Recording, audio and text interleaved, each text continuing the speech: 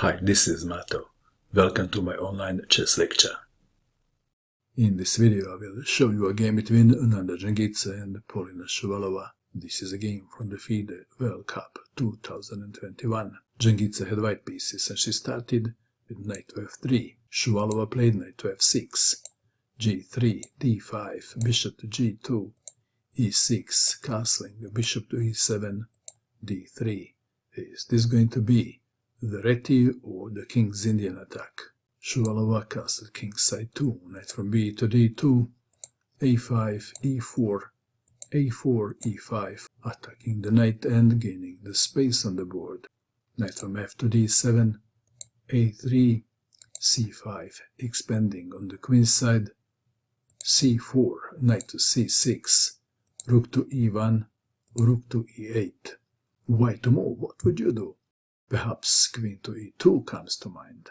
Dzagnidze played h4, h6, queen to e2, knight to b6, knight to f1, d takes on c4, and at move 14 we have the first capture.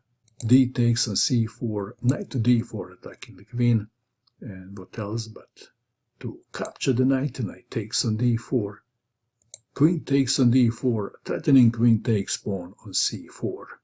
How to defend the pawn? What would you do? Perhaps knight to d2 comes to mind. But Dzagnidze had an extraordinary response.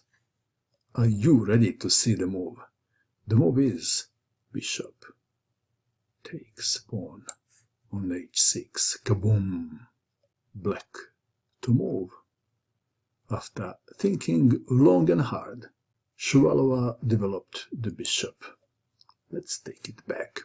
What happens if black plays the most obvious move?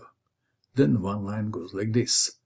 Rook from a to d1, queen takes on c4, queen to h5, bishop to f8 defending the pawn, rook to e4 attacking the queen, and when the queen goes to a safe spot, check, and after bishop to g7, queen takes on h6 and white is winning. And let's go back. And how about queen takes on c4? Then queen to h5 and white is better in this variation too. Back to our game. That is why Shuvalova played bishop to d7. Rook from a to c1 defending the pawn. And now Shuvalova decided to capture the bishop.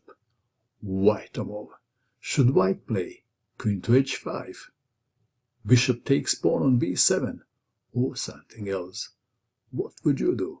Please pause and find the best move for white. Did you notice that white can win the black queen?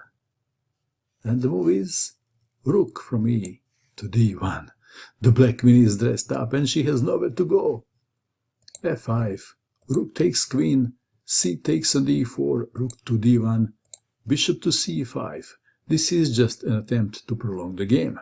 White to move. Perhaps some players would capture the pawn on b7. Dzagnidze continued aggressively with g4, going after the king. King to f7, knight to g3, rook to g8, g takes on f5, e takes on f5, queen to h5, king to g7.